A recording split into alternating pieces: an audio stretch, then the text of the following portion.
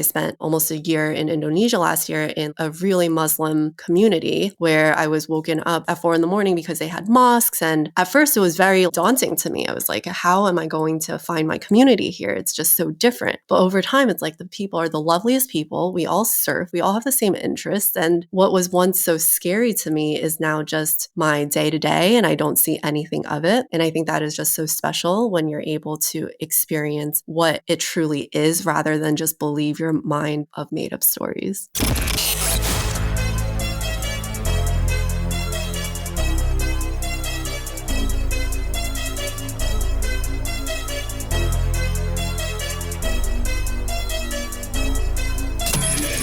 This is the Maverick Show, where you'll meet today's most interesting location-independent entrepreneurs and world travelers, and learn the strategies and tactics they use to succeed. And now, here's your host, Matt Bowles.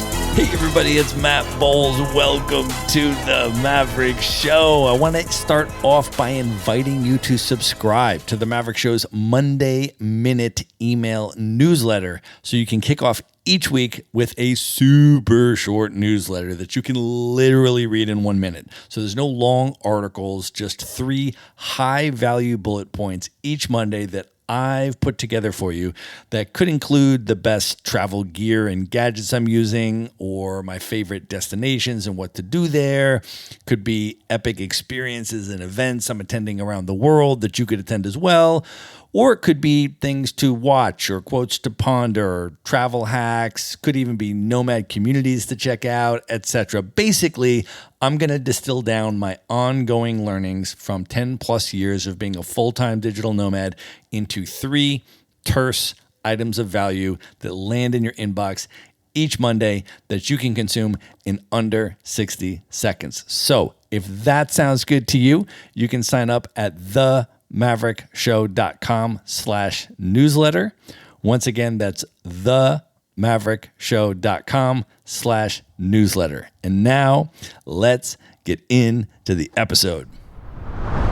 My guest today is Danielle Hu. She is a content creator, online business mentor, and the host of the Wanderlover podcast. She has worked with hundreds of clients, customers, hotels, and tourism boards, all while traveling through 60 plus countries and surfing around the world. Born in China and raised primarily in New York, Danielle has been a full-time digital nomad since 2017. Her mission is to enable you to design a life of time freedom, location freedom, and financial freedom through starting and scaling your online business. Danielle, welcome to the show. Hi, thank you for having me. I'm so excited to be here. I am so excited to have you here. Let's just start off though by setting the scene and talking about where we are recording from today. Unfortunately, we are not in person. I am actually in the Blue Ridge Mountains of Asheville, North Carolina, on the East Coast of the United States today. And where are you? I am currently in Cornwall, England. It is the southwest corner of the UK. Love that. Well, I'm super excited for this conversation because you just interviewed me on your show, the Wanderlover podcast. We are going to link that up in the show notes of this episode so folks can go hear that. And now we're turning the tables today and basically just continuing the conversation because I definitely wanted my audience to meet you. As soon as we were done with that interview, I was like, you got to come on the Maverick Show because my audience needs to meet you. So I'm super excited for this convo. I think a great place to start, just diving in, would be with surfing. Can you talk about what surfing means to you, how you connected with the sport, and take us a little bit on your surfing journey? So I picked up my first surfboard on a little trip I did to Nicaragua while I was still working in corporate. And I took a lesson. And it was one of those things where growing up as an Asian American immigrant, I always thought surfing was reserved for pros in Hawaii, or it was an extreme sport. And as a person who didn't really love sports growing up, it was something I would never do. So that in itself, for me to have picked up a surfboard, stood up on my first lesson, it was enlightening. And I knew that it was something I wanted to continue, but A, it's really cold in New York. It's really hard to do. And B, I didn't really have the time freedom to do that because I was working in a corporate job. So I took a lesson, fell fell in love with it. And it wasn't until I quit my job and then booked a one-way flight. I was in Indonesia, where it's basically the best waves I've surfed in the world. And that's when the consistency was able to develop and I was able to get better. I met my community of longboarding women around the world, and it's just something that clicked. I can confidently say that it's one of my first hobbies I picked up as an adult. I always loved traveling, but something with staying consistent, doing what you love without any monetary reward for it, and something you purely do because you want to, it's so magical. Can you talk a little bit about how that has impacted your travel destination choices and share a little bit more about the women's longboard community? Yeah, so definitely since I picked up surfing, I mainly travel to surf destinations. So coastal areas where I don't necessarily have to wear a wetsuit. I don't like getting into a wetsuit, but a lot of my travel destinations for the past 4 years have been where there are waves. And what I found is people who are as passionate and committed to surfing, we go to the same destination. So there are people who I've met in Hawaii who then I meet in Portugal, and then we're meeting up again in Indonesia. And it's just really cool because I feel like I've found people who are traveling the world the same way as I do. And you really get to find the people who align. I love that. I think there's so many examples of that, of hobbies and passions and things that you can pick up as you travel around the world and then do them around the world and then travel for them and then have that overlap with the communities that you're building. I mean, it's such an amazing experience when you start to do that. Well, Danielle, I want to go back now and give folks just a little sense of your backstory and your journey into the nomad life before you became the Wanderlover that you are today. Can you start all the way back, and maybe even before you tell your story, just give folks a little bit of context maybe about your parents' story and then leading into where you were born and how you grew up? So my parents were born in China, and they had a really interesting childhood. They were actually born under the rule of the Chinese dictator Mao Zedong and lived through the Communist Revolution. So there's a bit of, I would say, generational trauma behind that, where the government took my grandparents' land, they split up my family, especially my mom's side of the family, forced them to move into the countryside. There was a lot of struggle and misfortune in their childhood. So the fact that they were able to pull themselves out of that, get an education, then immigrate to America, it's where I draw a lot of my inspiration from, seeing how far that they've come. And so they immigrated to America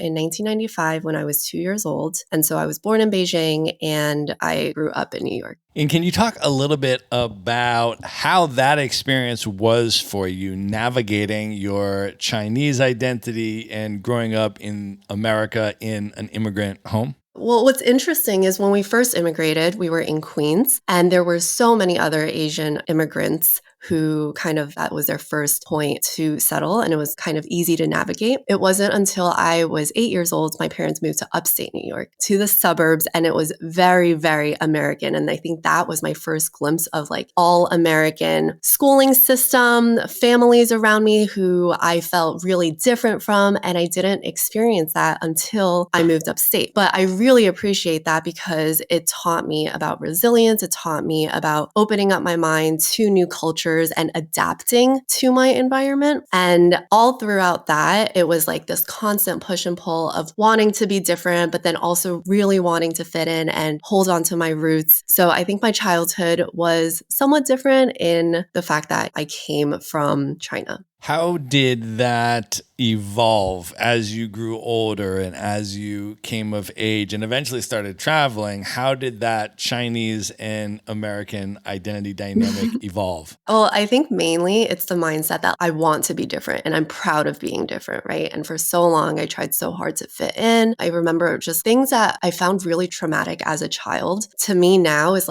that is amazing. My parents used to pack me Chinese style lunches and everyone would be like, what is that? All the counselors were like, what are you eating, right? And it was really traumatic for me as a child. But now I'm like, that's amazing that my parents loved me to pack my lunches in that manner. And now I want to be recognized for how I'm growing up with two cultures and to empower others who are feeling like they're either feeling left out or they don't fit in. That is their power, right? And that is my power. I love that. Can you talk a little bit as you were growing up and as you think back about how your interest in world travel initially started to develop? I would say the first time I lived away from home, well, I went to school in upstate New York, but I studied abroad in Italy my junior year. And that was the first glimpse of time freedom and location freedom I had because I was working an online job. I was a teacher assistant for these online courses. And so I was able to travel, study, and have income coming in. And I just felt like I experienced so much freedom. Like that was a freedom that kept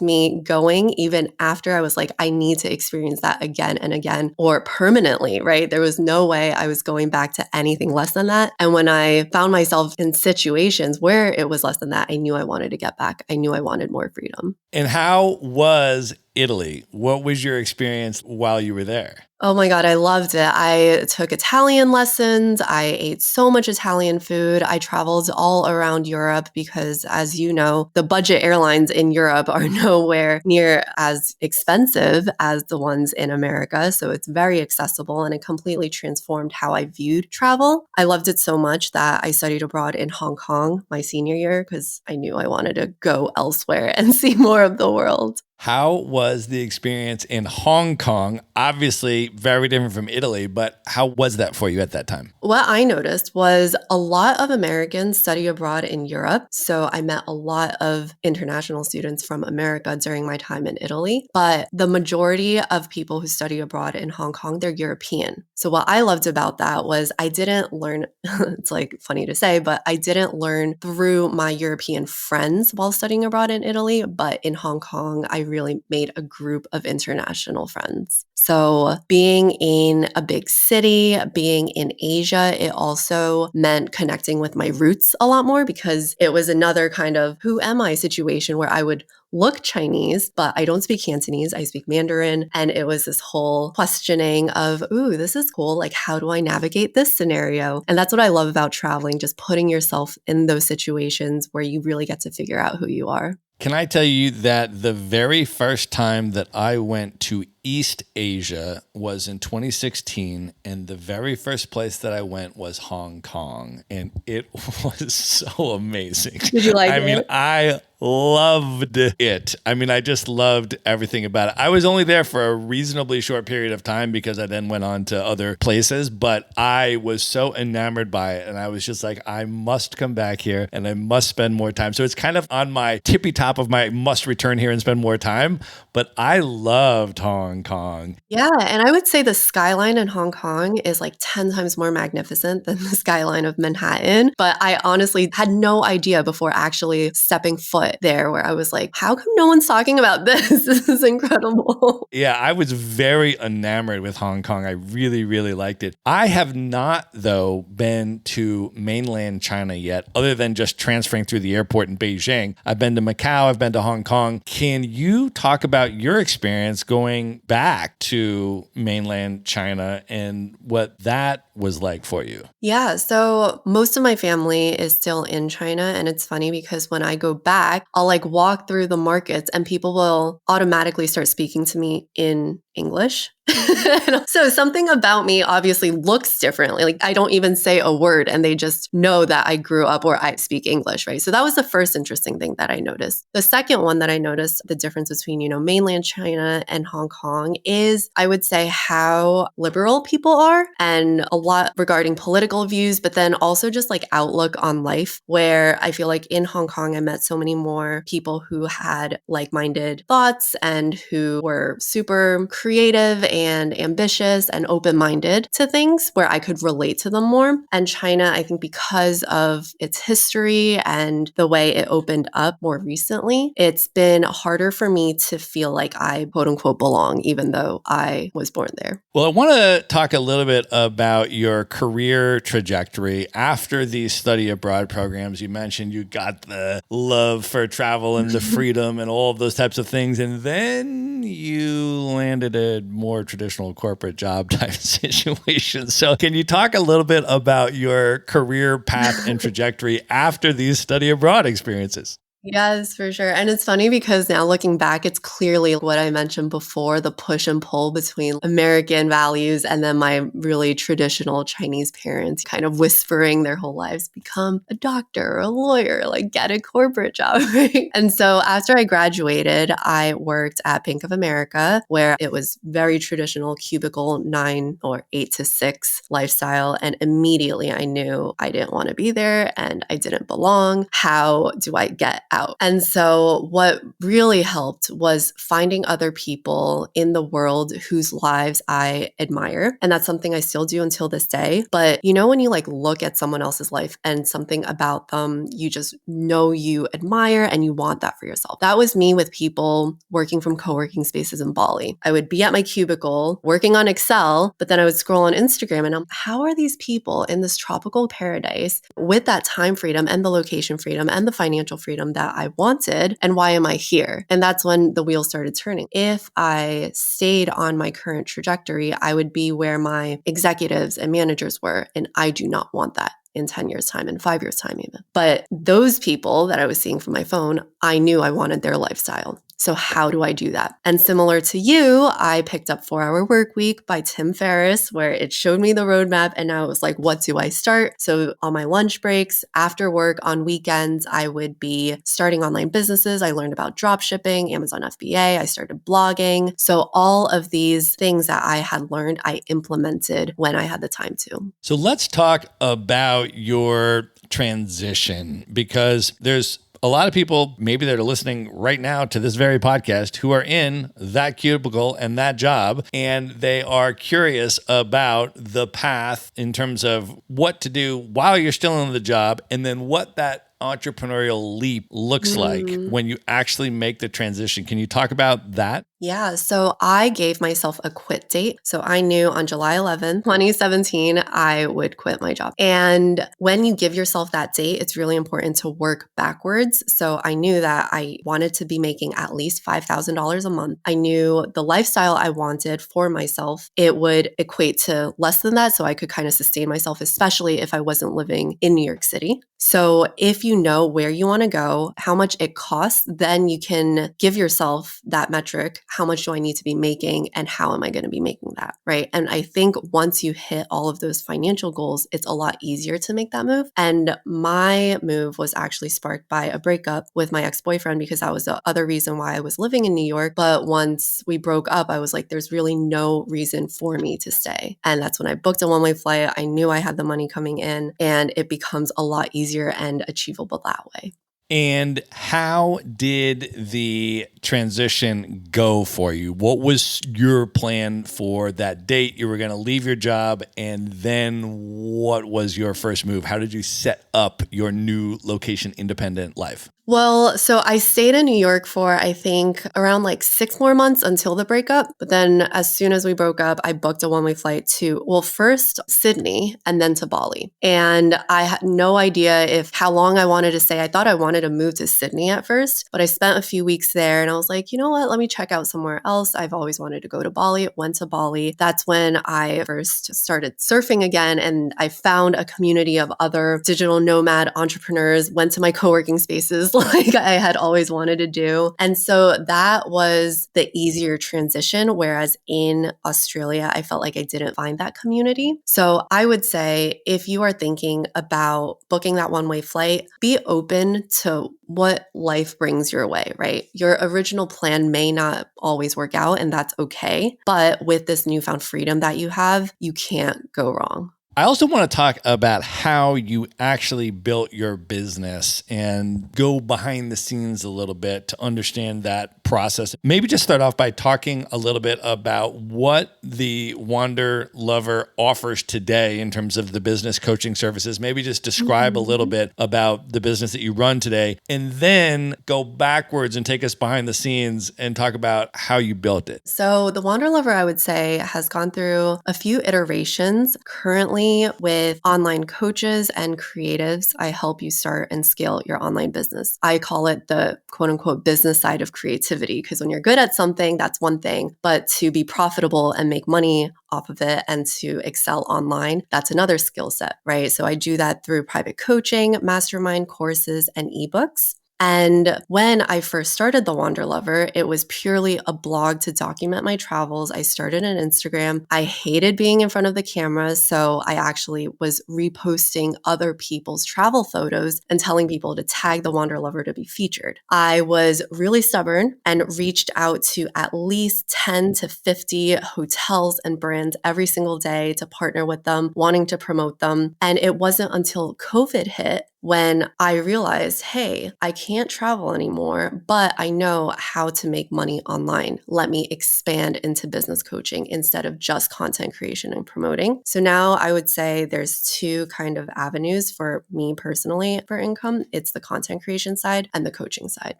All right, so let's dive into this a little bit. Can you share some tips? Let's just talk about the content creation side and the audience building side first. You have over 100,000 followers on Instagram at this point. Can you share some of your audience building techniques that you've used to do that? So I feel because the social media scene is constantly changing, what worked back then isn't necessarily working now, but I'll share both. So when I first started, it was when influencer marketing was relatively new and you really could build a following just by engaging with other people, by following them, liking them, commenting on their posts and forming the relationships. Back then, there were also what was known as quote unquote engagement pods where you were grouped into a DM of 20 other creators. You would network with them. You would meet up with them to create content. I had my group of content creator friends in New York over time. And I think what really helped me in the beginning, because I was working in corporate, was I had the capital to invest into my business. So I was learning from other people. I was investing in courses, hopping on 1-hour calls with them to really learn the business side of creativity. And over time, when I implemented the paid advertising, when I implemented organic strategies, and nowadays it's really about reels and getting your content in front of people who aren't already following you. And reels is now the new strategy where when you post on Instagram, your post is only shown to your current followers. But on reels, if you really get a sustainable, consistent workflow around that, every single day, your reel is being shown to hundreds of thousands of other people who will then potentially follow you. But ultimately, being consistent and finding a strategy that works and sticking to it, that is so important because I see so many people focusing on something that isn't working and hoping that it works, right? So testing it all out, seeing what works, and then being consistent. Well, I also want to ask you about the Wanderlover podcast, which is another content medium that you have been doing extremely consistently. I listen to the show, of course. I think you're putting out some great content there. I want to ask you, first of all, how you selected podcasting as a content medium of all of the different avenues that you could choose to produce content and be consistent in. Why did you choose podcasting? And then I would love for you to share any audience growth tips for podcasters as well in terms of how you've grown your audience on that platform. So I had always been a content creator, and over time, what I felt is I was getting the same questions over and over from my community and Instagram because how limited it is in terms of character count and how much you can really engage or teach people. I knew I wanted another platform where I could share more and I could be consistent. Thought about YouTube. However, I tried it out. It is a lot of work. And for me at the time, it just didn't work out. So I looked into podcasting because I was like, I love talking. I love speaking to my community. I don't have to show my face. I don't have to edit out the videos, right? So this seems more doable. And podcasting is really, I've been doing it for the past 3 years and I admire you because you've been doing it for even longer. So you know that when you love something and it works, you're motivated to continue creating on it, right? Like there's no barriers to, I have to record an episode. Most of the time, you want to do it and you have a list of episodes you want to record. It comes easy and it's natural for you. And that's how I knew that this is something I wanted to continue. In terms of growth, we do have a separate Instagram page for the podcast, the Wanderlover podcast, and we actually transcribe all of our episodes into blog posts on the blog, and then they go to Pinterest. So the whole point is to just get each episode as optimized for SEO, for searchability, and to distribute it to as many people on the internet so you can reach your ideal audience. I like that strategy a lot. Creating one longer form piece of pillar content and then repurposing it on all of these different platforms. Because the reality is that your followers, whether they're followers of the Wanderlover or Maverick or whomever, are not going to follow you on every single platform because they're not on every single platform. Your Pinterest followers are not just going to transform to podcast listeners, and your podcast listeners are not just going to transform to Instagram followers, right? People like the platforms that they like. And so I love that strategy of let's just give people the content on the platforms that they're on. And if you can create one piece of pillar content and then just repurpose it in a format that works for those different platforms, you can build audiences on those different platforms without saying, everybody, you got to come over to YouTube now because that's where I am. You have the slog of trying to get your Instagram people to YouTube. And they're like, I don't like YouTube. So just putting it all of those places, I think, is a really, really good strategy. Yeah, and email list marketing. That is also key. Just all the new pillar pieces that you do create, don't forget about email. People are on there too. A lot of times they're not following you on these other platforms. So implementing that into your weekly workflow as well. In terms of building the podcast listener base, though, for the show of people that like podcasts, how have you gone about doing that and growing your audience of listeners on the actual podcast platform over the years? So honestly, it's been mostly just organic through the Wanderlover podcast Instagram. People will reach out there. They'll tag me in their stories, nurturing those, and then trusting that by growing and creating new content consistently, also cross-pollinating with my current audience and people I bring onto the show, also promoting it on my main account, the Wanderlover, having the buzz around that and the marketing strategies over time, it has definitely exponentially increased as expected. So with everything that I just mentioned, in 5 years' time, I'm confident that it's going to be even larger. More people are going to know about it than currently.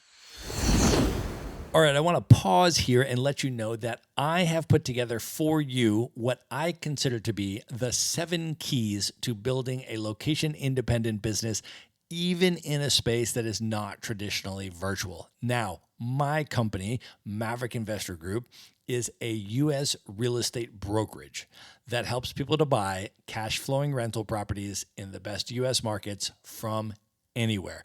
And when I told people that I was co-founding that business back in 2007, they told me I was crazy because a real estate brokerage is not a traditionally virtual business category. But fast forward today, I have run that business from 65 different countries, and 100% of our staff is fully remote.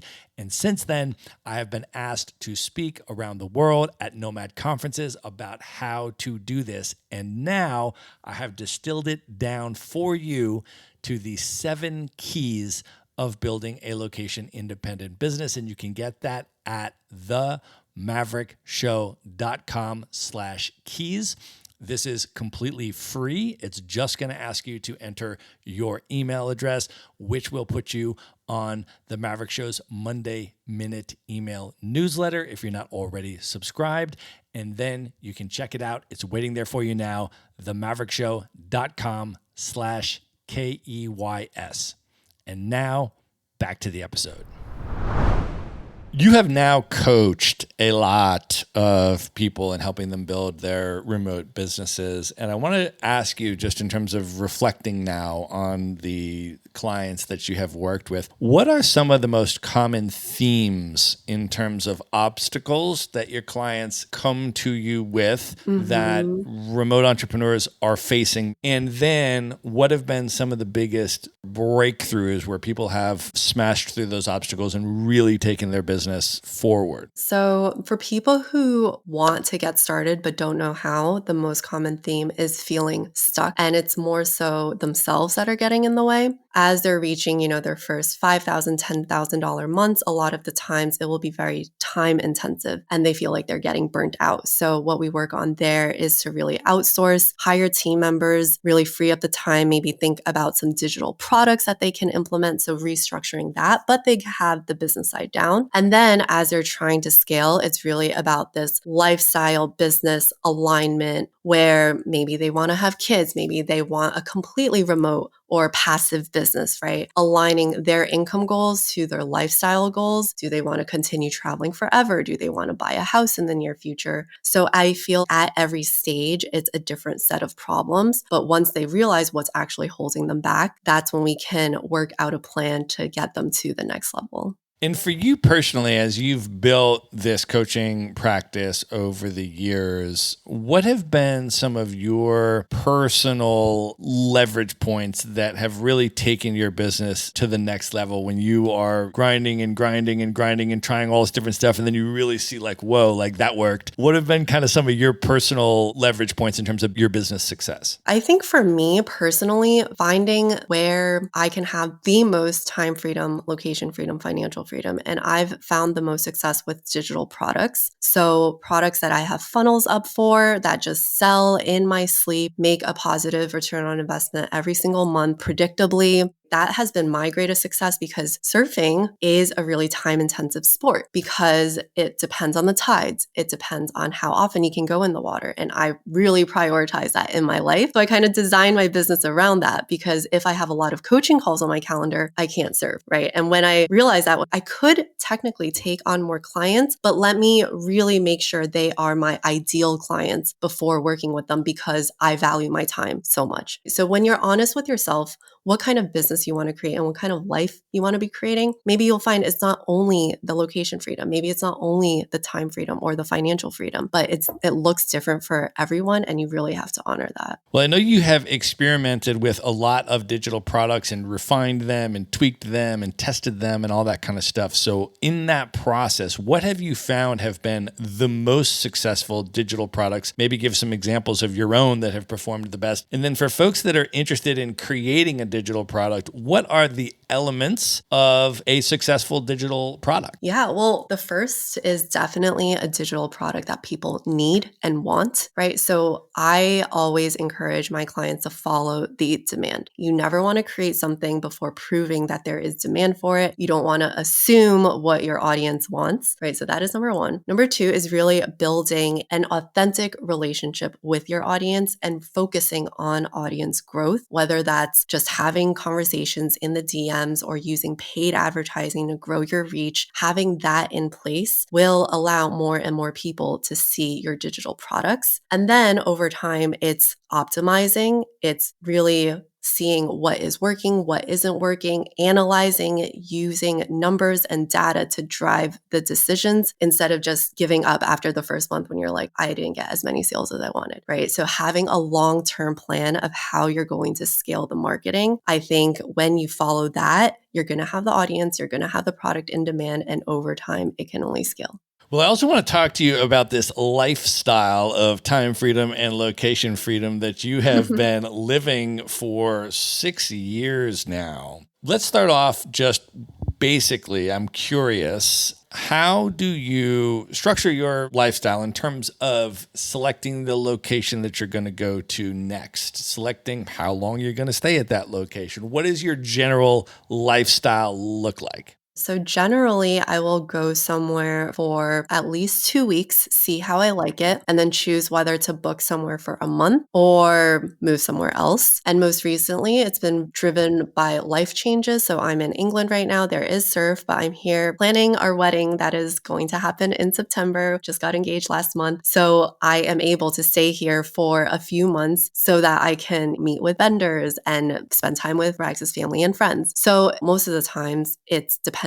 on surf. I'll go somewhere and do I want to surf this wave for the next 3 months? And it'll sometimes be a year or 9 months. So it's really flexible. And as long as there's good Wi-Fi, we can both run our businesses from wherever. And once we do pick a location, my main thing is getting a routine down. So what times of days am I going to surf? When am I going to work on the business? Who am I going to hang out with? And finding the community that way. Well, first of all, congrats on your engagement. That is so exciting. And I have to ask you about dating and finding love in the nomadic lifestyle. It is one of the questions that I get a lot from people. If you become a digital nomad, how does dating work? How does finding love and partnership work in this lifestyle? You have obviously done that incredibly well. So can you share any insights or tips on that for folks? Oh my God, of course. Yeah, I actually just recorded an episode about manifesting my dream partner who also travels full time with me. But it's funny because when I was single after my last breakup and I was traveling the world, my mom actually sat me down and she's like, if you want to find a partner, you need to be in one place. This isn't going to work if you're trying to date and everyone else, they won't be able to keep up with you. And I literally told her, no, mom, I'm not listening to you. I have a history of rebelling against her. So this isn't any different, but I know that they are out there. And I think what I had to be honest with myself first was that I wanted to be in a relationship and I was looking for a partner. The second question was, what characteristics are non-negotiables for me? So I literally took out a piece of paper and a pen and I was like, they need to surf. They need to be traveling full time. I'm not stopping this lifestyle for them. They need to be caring. It would be a bonus if they're into photography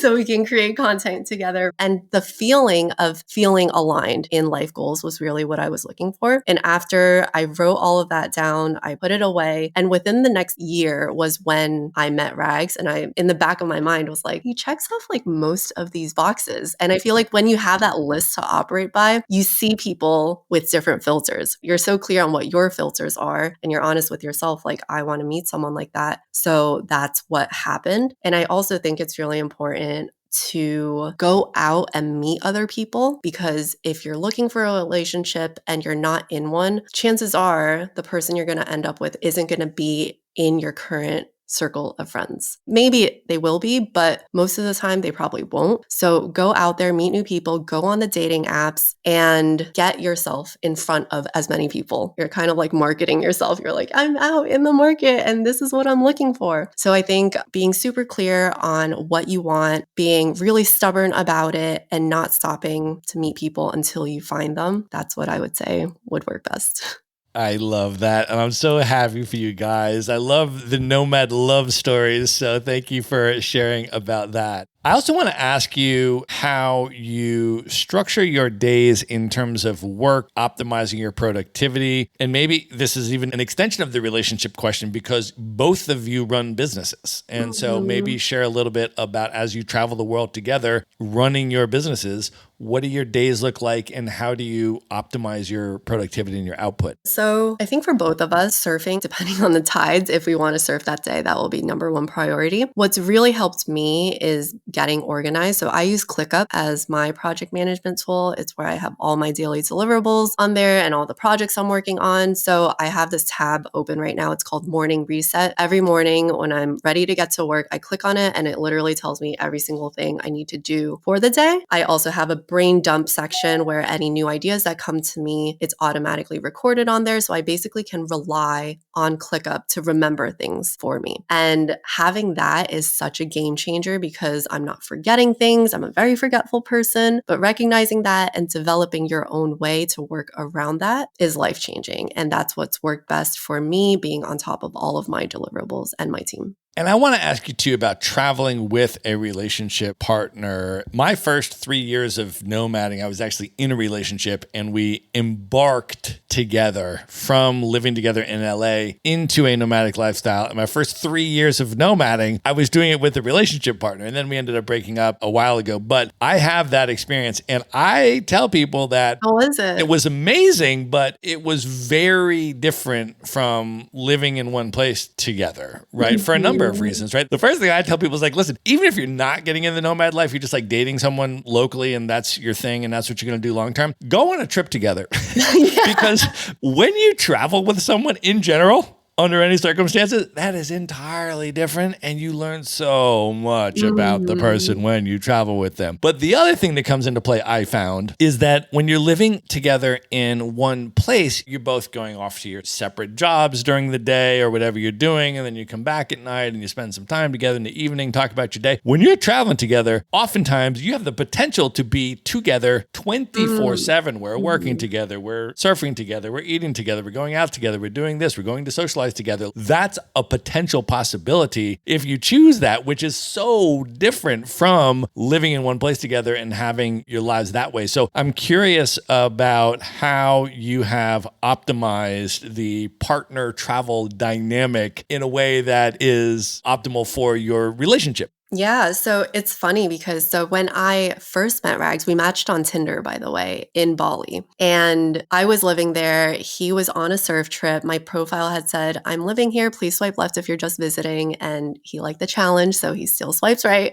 But he was working a full-time job in England and he had his online creative agency, which I kind of saw. It was, you're doing this online already. You technically don't need that full-time job. I didn't say anything. But we went from that, and 6 months later, he had quit that full-time job to work on the creative agency exclusively, booked a one-way flight to meet me in Argentina. And 2 months after that was COVID. So we went from long distance to being quarantined. We were in Brazil for Carnival, and quarantine was implemented. We had to literally stay in our apartment, and I had mini panic attacks because I was like, I can't travel. Like, I have to be in this house with him. Like, what is my life? What is happening? But I feel so many people experience that, right? Just because of the way the world works. So that wasn't by choice. It was almost by the universe saying, go from long distance and see how you guys do. 9 months in the same house together. And we managed to make it out from that. So since then, it's been a lot of designing what works for both of us, which is everywhere we go, we have at least 2 bedrooms because we each need our own space. We have our own social schedules. We surf at different times because he likes different waves. But I think we also find our independence a lot. So like, I just had my birthday trip with all of my girlfriends. I uninvited him. I was like, this isn't going to be a trip, right? So really setting those boundaries because I know I need my space. I need my time alone, and honoring that, or voicing it and then having your partner honor that, and vice versa. That's what's worked the best for us. Well, you have been a full-time itinerant digital nomad for 6 years now, and I want to ask you just broadly what some of the key pillars are to sustaining that type of lifestyle over the long term in a way that is still joyful, exciting, and fulfilling. Can you share a little bit about that? Because I feel like some people, they're like, oh, I want to get in the nomad life, and then they get in, and then a year later, they're sort of back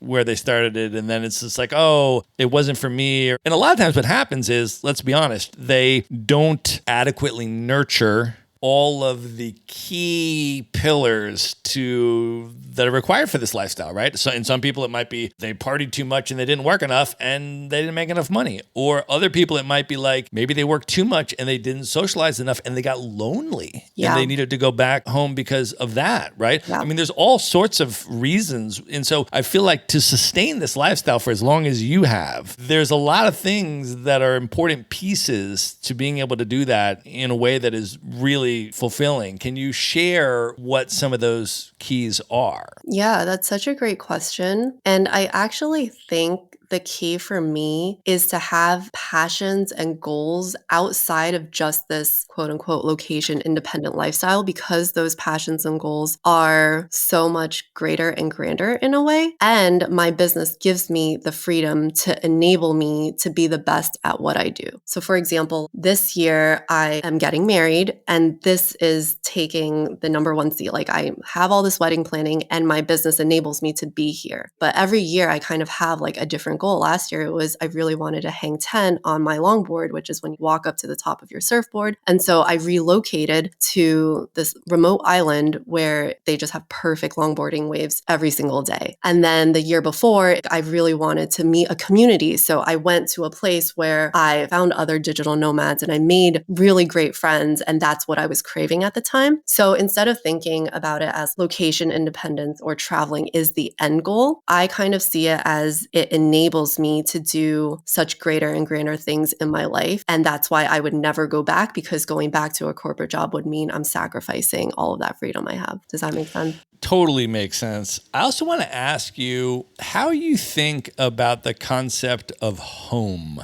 What does that term mean to you at this point in your life and your journey? So home still to me is New York, because that's where my family is and that's where the friends I grew up with are. Home this year has expanded into England because that's where Rags grew up and that's where his family is. And I'm just so thankful I get to spend more time with them. In the future, I can imagine home expanding even more into the different bases we're going to set up for ourselves around the world. I can imagine my family being integrated in all the different communities that we've kind of filtered out, right? Like I've gone to so many places. I wouldn't call every single place home, but I can see some of them being future homes, Hawaii or Indonesia or in Spain. So I have a vision for how I define home in the future, and every day we are slowly working towards that. I would love to hear any thoughts you'd be willing to share on raising kids in this type of lifestyle. If you've given any thought to that kind of family planning, Yeah. what do you envision as an ideal way to raise kids? Oh my God, yeah, for sure. I have thought a lot about this. Well, first tip that I'm planning, I don't have kids yet, full disclosure, but I do want to have my first child in Mexico, birth a child in Mexico. When you do that, similar to America, your child automatically gets citizenship and the parents get permanent residency. And so that is where we'll probably have one of our bases because we both love Mexico. They have amazing hospitals. There's a lot of good surf. So it ticks all the boxes. There's good internet. There's Starlink. And up until I would say our kids are maybe like 5 or 6, because I have a lot of friends who do have young children who also travel. They say you're able to sustain this lifestyle until they have to go to school. So that's when you really have to think about settling down or homeschooling.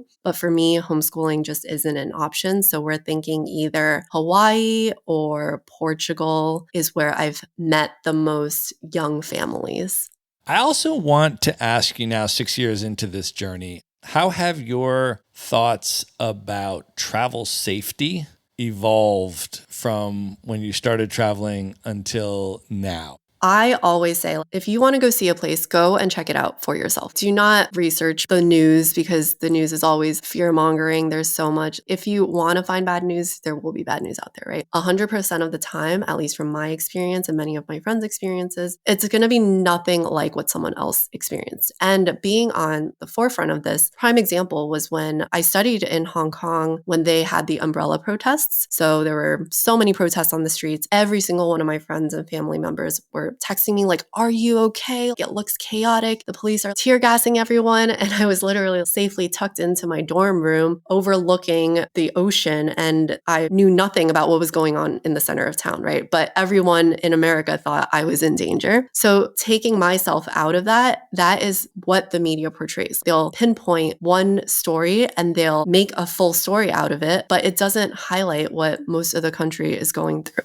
I had one Uber driver in New York who was from Syria, and back then I was like, "Oh my God, it's so dangerous." And he's like, "No, a good chunk of the country is very safe and it's just normal." But for me, I was like, I can't believe you still have family there. So as long as you do your due diligence, travel safely, but don't let the news or someone else's experience dictate how you should experience somewhere or whether or not you should go. Awesome advice. When you think back about all this travel that you've done at this point, what impact has all of that had on you as a person? What does travel mean to you today? I love that question. I would say when I first started traveling, it was how it opened my mind up to what is possible in life. And over time, it's really the blessing of being able to connect with humans around the world and learning that we're all the same. We have the same interests. We love the same things. We want the same things in life. And you are able to, quote unquote, humanize everyone, right? So you don't see different countries with the same filters that everyone else has. You don't see countries the same. It's really understanding that we're all one and being able to connect with those communities that you once thought something of. Like, for example, I spent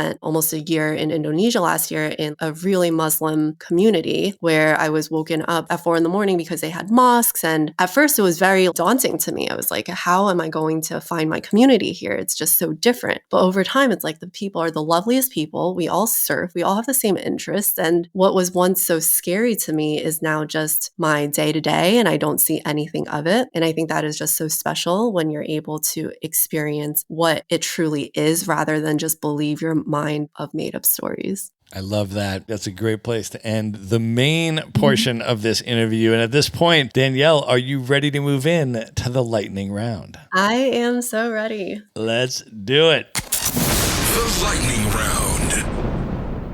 All right. What is one book that has significantly impacted you over the years you'd most recommend other people should check out? So we mentioned this on our interview. Definitely The 4-Hour Workweek by Tim Ferriss. But if I can add another one, I love The Alchemist by Paulo Coelho. That was the book that really taught me the balance of having adventure in your life, but also commitment. And then also when you want something, all the universe conspires in helping you to achieve it. Who is one person currently alive today that you've never met that you'd most love to have dinner with? Just you and that person for an evening of dinner and conversation. I would say Gary Vaynerchuk. He also has spearheaded my thirst and passion for entrepreneurship, and it would truly be an honor. I was just at his VCon conference a few weeks.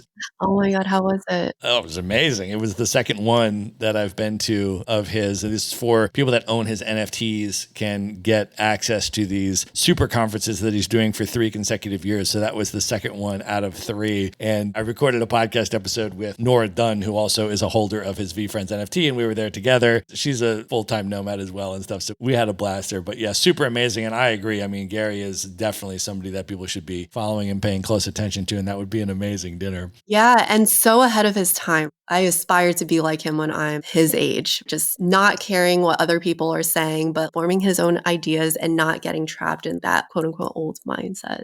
Yeah, I have been following him for a while, for sure. All right, Danielle, knowing everything that you know now, if you could go back in time and give one piece of advice to your 18-year-old self, what would you say to 18-year-old Danielle? I would say to trust the process. I am very impatient. And I think knowing that everything works out at the end, knowing that it's all coming my way would have saved me a lot of stress and anxiety in times where I didn't know if it was going to work out, right? Or if I didn't know I was going to make it. So really trusting that sometimes it gets worse before it gets better. All right, of all the places you have now traveled to in 60 plus countries, what are 3 of your favorite destinations that you would most recommend other people should check out? If you love surfing, definitely Indonesia. I recommend the islands Nias, Mentawai, Batu Karas, all amazing surf destinations. I love Hawaii. It's somewhere I do want to have one of my bases. And Ibiza, just because it means so much to me. I first went when I was 20, went back for my 25th birthday, just celebrated my 30th there, and it's always a great time. All right, Danielle, what are your top 3 bucket list destinations? These are places you have not yet been, highest on your list you'd most love to see. Number 1, I would say Tahiti, and I am planning to go there for my honeymoon. It's somewhere I've always wanted to go. Number 2, Rio for Carnival. That was the year that COVID hit and we were supposed to make our way up there, but we spent most of our time in Floripa, so I didn't get to make it to Rio, but the Carnival there looks incredible. Have you been? I have. I went in 2015 and it is absolutely unlike anything on the planet that I have ever been to. And I tell everybody, definitely put it on your bucket list. It's very special. Oh my God. Yeah, I'm dying to go. Maybe next year. And then number 3, I would say Japan for snowboarding because snowboarding is another sport that I would love to get better at. I've been to Japan a few times, but never for snowboarding. And I think it would just be so cool to experience that side of the country. I agree with you. That's actually exactly what's on my bucket list. I'm not a snowboarder. I'm a skier. I mean, I say I'm a skier. I mean, I'm an intermediate level skier. I can get down the hill, right? I don't do like the helicopter skiing and all that kind of stuff, right? But it's a functional enough skill that I can go to unbelievably epic locations and enjoy the beauty of the experience. Go to the Swiss Alps and do the incredible gondolas up and then ski down the mountains down and enjoy it. I mean, that's kind of the type of skiing that I do, right? I'm not the double black diamond off-piste kind of through the trees and all that kind of stuff. That's not my vibe, but I so appreciate the beauty that you can access through skiing of some of these extraordinary places. In Japan, same as you. I have been 3 times. I've spent many months there. there, but I've spent them all in cities, right? In Tokyo, in Osaka, in Kyoto. And I've traveled around a little bit to the islands, been to Hiroshima, I've been out to the island of Naoshima and Miwajima and some of these places, but I have not yet been skiing, and it is unequivocally regarded as some of the best in the world and a really different part of Japan. So that's an amazing pick. Make it happen. All right, Danielle, I want you to let people know at this point, first of all, a little bit about your coaching program and how folks can work with you, what the experience would be like, who the program is for. Maybe start with that, like the ideal type of person, and then what the process would be to come in and actually work with you. And then also just how folks can find you and follow you on social media and come into your world. So if you are a coach or creative and you either want to start your business or you want to make more money, you can find me at the Wanderlover, at the Wanderlover podcast, and just send me a DM. We customize our programs to what you work best with. So whether that is one-on-one or whether that is a course, we'll let you know. You can also listen to a few of my episodes to see if you would want to work with me as a coach. So you can find that at thewanderlover.com/podcast, or just check out the website, thewanderlover.com, but I will give you the link to include it in the show notes. We are going to put all of that in the show notes for this episode, so folks can just go to one place at themaverickshow.com, and there you're going to find all the different ways to find Danielle, follow her, listen to her podcast, and come into her world. Your podcast, by the way, is super awesome. I've been going through a lot of your episodes, and one of the things that's great, I just want to recommend to people, wherever you're listening to this podcast, just type in the Wanderlover podcast with Danielle Hu, and you'll find it. And you can just scroll through the episode titles and click into ones that seem the most interesting to you. So you've got them really clearly organized. So when I'm scrolling through your 100 plus episodes, I'm able to say, ooh, that's a topic I want to learn. How to do this, how to do that, how to do this. And so it's really clearly organized by topic. And so I want to encourage people that wherever you're listening to this, just go to the Wanderlover, scroll through, check out some of her episodes. She's doing really good stuff. And then leave her a review, whatever platform you're listening, and give some love. But we're going to link up everything else in the show notes. Just go to themaverickshow.com, go to the show notes for this episode. You'll find links to everything we've discussed and all the ways to contact Danielle. Danielle, thank you for coming on the show. This was amazing. I love this conversation. Thank you so much for having me. Good night, everybody. All right. I hope you enjoyed that episode. Just a final reminder to subscribe to the Maverick Show's Monday Minute email newsletter. No long articles here, just 3 bullet points that I put together for you and drop into your email inbox every Monday that you can consume in under 60 seconds. You can subscribe at themaverickshow.com/newsletter. Again, that's themaverickshow.com/newsletter. Be sure to visit the show notes page at themaverickshow.com for direct links to all the books, people, and resources mentioned in this episode. You'll find all that and much more at themaverickshow.com. Learn how Maverick Investor Group can help you buy cash flowing rental properties in the best U.S. real estate markets, regardless of where you live. Schedule a free phone consult today at themaverickshow.com/consult. Now you can buy rental properties with tenants and local property management in place, so you don't have to be a landlord or a rehabber. To get your questions answered and discuss how Maverick Investor Group can help you meet your real estate investing goals, schedule your free phone consult today at themaverickshow.com/consult. If you like podcasts, you will love audiobooks, and you can get your first one for free at themaverickshow.com/audiobook. Whether you want the latest best-selling novels or books on investing, business, or travel, try your first audiobook for free at themaverickshow.com/audiobook.